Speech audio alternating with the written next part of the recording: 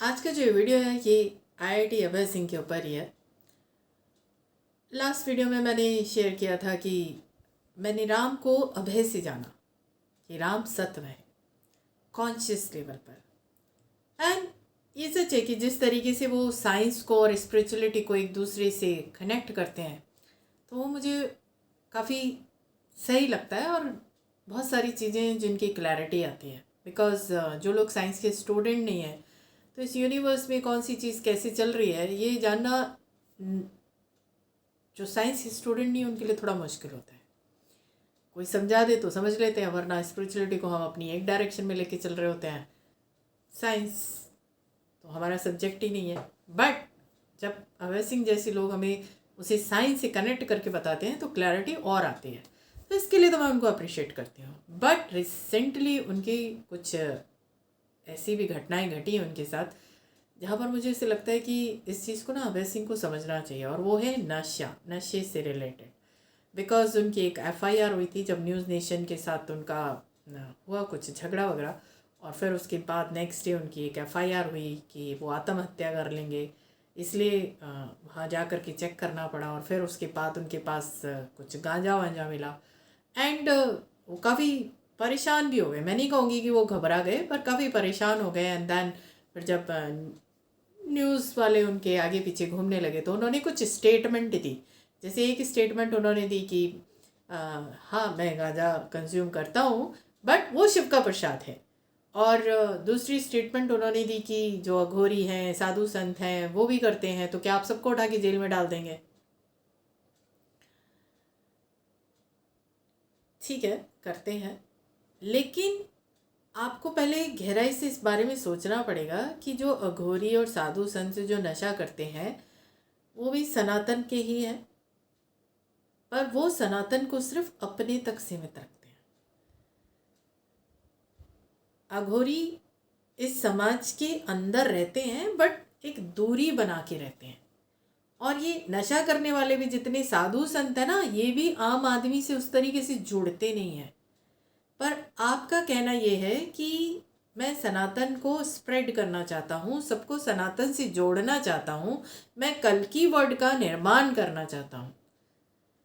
ये कहीं ना कहीं आपकी बैक ऑफ द माइंड चल रहा है, और आपके शब्दों में भी है, सिर्फ बैक ऑफ द माइंड नहीं है। और बहुत अच्छी बात है अगर आपने उसे साइंस से और क्या कहते हैं जो हमारे टेक्स्ट लिखे गए हैं सबको कनेक्ट करके चीज़ों को समझा है और आप उसे लोगों को समझा पा रहे हैं, लोगों के अंदर क्लैरिटी आ रही है, तो मैं कहूँगी बहुत अच्छी बात है। आपके जैसे और 10-20 बंदे बनकर खड़े होने चाहिए जिन्होंने साइंस को इस चीज़ से जोड़ा है। क्योंकि क्या होता है, इंसान ज़िंदगी में इतना सा फेस कर रहा होता है कि वो रिलीजियस को फॉलो करता है, वो स्पिरिचुअलिटी को फॉलो करता है, बट जैसे ही लाइफ का कोई प्रेशर आता है ना तो वो सब चीज़ों से टूट जाता है। उसे लगता है कि इस दुनिया में कोई चीज़ ऐसी है ही नहीं जो वर्क कर रही है। जैसे रिसेंटली मैंने एक रील देखी थी प्रेमानंद महाराज जी की, तो उनके पास एक आया था मैन और उसकी सिस्टर जो एक्सपायर हो गई थी, और वो उनसे कहते हैं कि हमने कहा कि बहुत कृष्ण की बहुत सेवा की पर फिर हमारे साथ ये हुआ, तो अब हम ये क्यों माने, अब वो क्यों माने। तो प्रेमानंद महाराज जी उनको ये चीज़ समझाते हैं कि मृत्यु का कोई समय नहीं है और डिसाइड नहीं है, और आपने मतलब इस तरीके का जीवन जो आपने समझा है, जब आप इसको पूरी तरीके से जी लेंगे तो आप ईश्वर को मानेंगे, वरना नहीं मानेंगे तो ये सनातन नहीं है, ये ज्ञान नहीं है। जब जो घटना घट रही है खास करके मृत्यु की, तो वो जैसे है आपको उसे वैसे ही एक्सेप्ट करना है और आपको ईश्वर के अगेंस्ट नहीं जाना। तो परिस्थितियाँ इस तरीके की बनती हैं जीवन में जब हम जुड़े हैं, हम स्पिरिचुअलिटी से जुड़े हैं, हम रिलीजन से जुड़े हैं, हम अपने आप को किसी धर्म का हिस्सा बनाने में गर्व का एहसास करते हैं, पर जब परिस्थिति आती है तो सब कुछ बिखर जाता है, फिर हम उससे कनेक्ट नहीं कर पाते। लेकिन अगर इसे साइंटिफिक वे से भी कनेक्ट करके चीज़ों को समझा जाए तो क्लैरिटी और ज़्यादा बढ़ जाती है। और जिस चीज़ की जितनी ज़्यादा क्लैरिटी आती है, यकीन जानिए हम उतना ही अपने चरित्र का निर्माण कर पाते हैं, हम उतना ही अपने आप में परिवर्तन लेकर आते हैं। क्योंकि ये जो जीवन है ना, जीवन के अंतिम समय तक ये हमारा कार्य होता है कि हम अपने चरित्र पर कार्य करें, अपनी सोच पे कार्य करें। वास्तव में जो स्पिरिचुअलिटी होती है या रिलीजन होते हैं, जो ज्ञान होते हैं, वो इसीलिए होते हैं कि एक मनुष्य जब तक जीवन जी रहा है वो उस चीज़ के साथ कनेक्ट रहे, अपने अंदर परिवर्तन लेकर के आए। पर ऐसे में अगर आप नशे की बात करते हो तो लोगों को आप कैसे जोड़ पाओगे? आप कहते हो ना कि सनातन से सबको जोड़ना है, तो आप कैसे जोड़ पाओगे? ये बहुत बड़ा क्वेश्चन मार्क बन के खड़ा हो जाता है, क्योंकि सनातन में केवल शिव नहीं है। आपने नशे के लिए बोला कि वो शिव का प्रसाद है, मैं शिव का प्रसाद समझ के कंज्यूम करता है, पर सनातन में केवल शिव नहीं है। सनातन में कृष्ण भी है, राम भी है, विष्णु भी है, ब्रह्मा भी है, पर इनमें से किसी का भी नहीं सुना कि नशा है कहीं। तो सनातन तो बहुत बड़ा है, पर आपने उसको शिव का प्रसाद मानिए कंज्यूम किया, और आप सोचते हैं कि आप सनातन से सबको जोड़ पाएंगे, तो ये पॉसिबल नहीं है। क्योंकि समाज में जितने भी लोग हैं सबकी अलग अलग तरह की मानसिकता है।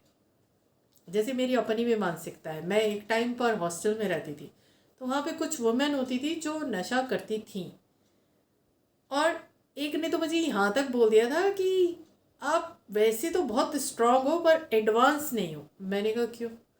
कहते क्योंकि आप अल्कोहल नहीं कंज्यूम करती, आप स्मोकिंग नहीं करती। तो मैंने कहा किसने कह दिया कि अल्कोहल कंज्यूम करना या स्मोकिंग करना ये एडवांसनेस की निशानी होती है? किसने बोला? मैंने तो कहीं नहीं पढ़ा। आप उसको कंज्यूम कर रहे हो और अपने आप को प्रिटेंड कर रहे हो कि मैं बहुत एडवांस हो गया हूँ क्योंकि मैं तो अल्कोहल कंज्यूम करती हूँ। वो आपकी सोच है, इसमें एडवांस होने जैसी क्या चीज़ है? मैं इसको इसलिए कंज्यूम नहीं करती क्योंकि मुझे ऐसे लगता है कि गॉड ने मुझे एक अच्छा ब्रेन दिया। अब अच्छा ब्रेन दिया तो मैं इसे नशे की आदत में क्यों लेके जाऊँ? मैं इसे और आगे ग्रो कराऊँ। अल्कोहल कंज्यूम करने से या स्मोक करने से ब्रेन के फंक्शंस एबनॉर्मल होते हैं, नॉर्मल कब होते हैं? मैंने तो कहीं नहीं पढ़ा। तो आप भी अगर गांजा कंज्यूम कर रहे हैं तो उस नशे का कोई तो इफेक्ट आपके दिमाग पर आएगा, और जब जितने वक्त आप नशे में रहेंगे तब क्या आप लोगों को सनातन से जोड़ पाएंगे? क्या संभव है? तब आपके विचार आपके अंदर आ पाएंगे?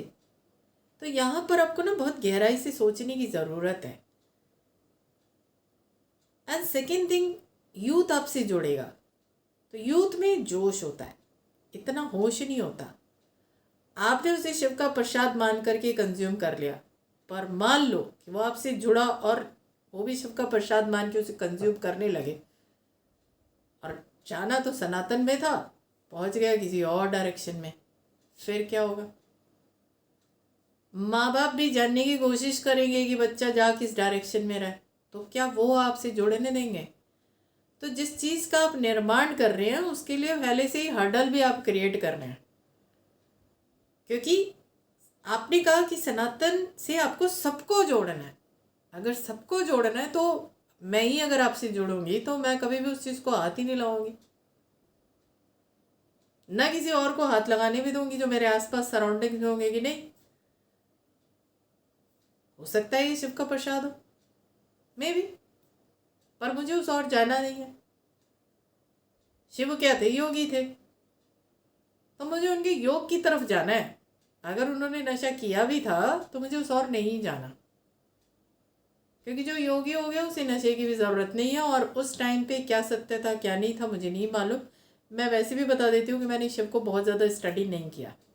कहानियाँ पता है बट ऐसा स्टडी नहीं किया। मैं बहुत ज़्यादा महाभारत से और गीता से जुड़ी हूँ, रामायण भी मैंने अभी नहीं पढ़ी है, तो इसलिए मैं इस बारे में कुछ नहीं कहूँगी। पर आज के युग में अगर आप सनातन से लोगों को जोड़ना चाहते हैं तो नशा तो आपको छोड़ना पड़ेगा। नशे के साथ आप सनातन को स्प्रेड नहीं कर सकते, क्योंकि एक वक्त तक तो ठीक है चल रहा है, लोग आपके साथ जुड़ रहे हैं, पर एक समय ऐसा आएगा जब वो लोग आपसे डिस्टेंस पे भी आएंगे, और उसमें सबसे बड़ा रोल आपका नशा ही प्ले करेगा।